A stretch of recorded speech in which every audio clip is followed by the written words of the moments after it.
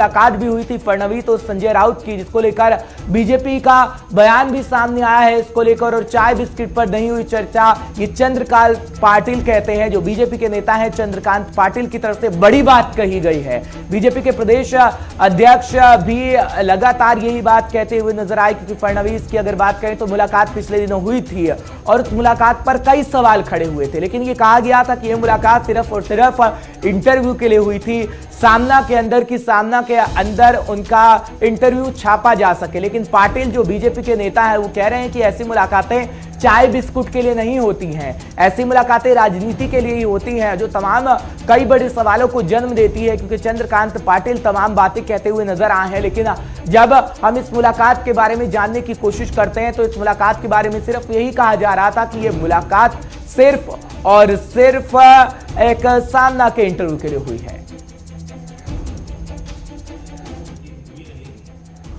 दो अलग पक्षों के इतने शीर्ष नेता मिलते हैं तो राजकीय चर्चा होती है। तो 2-2.5 घंटे बैठे तो थोड़ी चाय और बिस्किट की चर्चा हुई, तो राजकीय हुई, लेकिन उसमें से कुछ निष्पन्न हुआ नहीं। और बाहर निकलते हुए अब ये 2 बातें करनी है, ऐसा कुछ हुआ नहीं। मैंने कहा कि राजनीति में महाराष्ट्र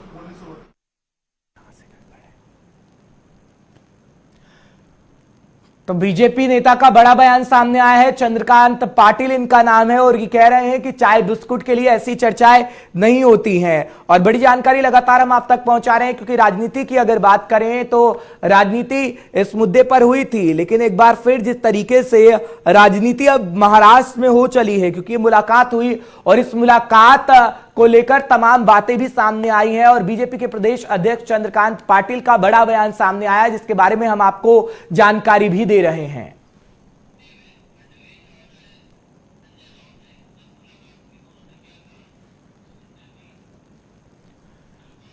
तो देवेंद्र फडणवीस और संजय राउत की जब मुलाकात हुई उसके बाद क्या कुछ कहा गया है वो भी दरअसल आप सुनिएगा।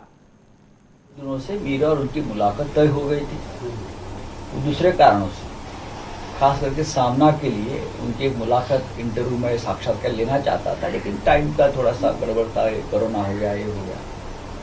और भी एक महाराष्ट्र में जो कुछ साहित्य विषयक संस्था है, कुछ प्रेस क्लब्स है बड़े, उनका भी ये कहना है कि मैं एक देवेंद्र जी की मुलाकात जाहिर तौर पर पब्लिक के सामने, तो इस बारे में भी मैं बात कर रहा था कि हम कैसे कर सकते हैं। ये लोगों की एक मांग है कि मैं आपके साथ मंच पर आकर बात करूं। ऐसा है कि हम दोनों कोई दुश्मन नहीं है ना। महाराष्ट्र की राजनीति में कभी व्यक्तिगत दुश्मनी नहीं होती, आइडियोलॉजिकल या कोई भूमिका पर हमारे विवाद हो सकते हैं। तो इसलिए हमने उनसे बात की, और ये कोई जो हमारी बैठक थी वो कोई गोपनीय नहीं थी। हम कोई बंकर में अंडरग्राउंड नहीं बैठे थे, खुलेआम लोगों के सामने बैठकर बात कर रहे थे। पर सर इसके राजनीतिक मायने निकाले जा रहे हैं। और आपको मैं ये भी बताना चाहता हूँ, मैं देवेंद्र जी को मिल रहा हूँ, इस बारे में उद्धव जी को भी जानकारी दी। देखिए, श्रीमान संजय राउत जी से मेरी जो मुलाकात हुई उसके कोई भी राजनैतिक मायने नहीं है। श्री संजय राउत जी सामना के लिए, उनके न्यूज़पेपर के लिए मेरा इंटरव्यू लेना चाहते थे, और मैंने उसमें कुछ शर्तें रखी थी कि मेरा इंटरव्यू अनएडिटेड होना चाहिए, उसमें मेरा भी कैमरा रहेगा, और उसी की चर्चा करने के लिए हमारा यह तय हुआ कि हम मिलकर चर्चा करेंगे और उसके बाद इंटरव्यू करेंगे।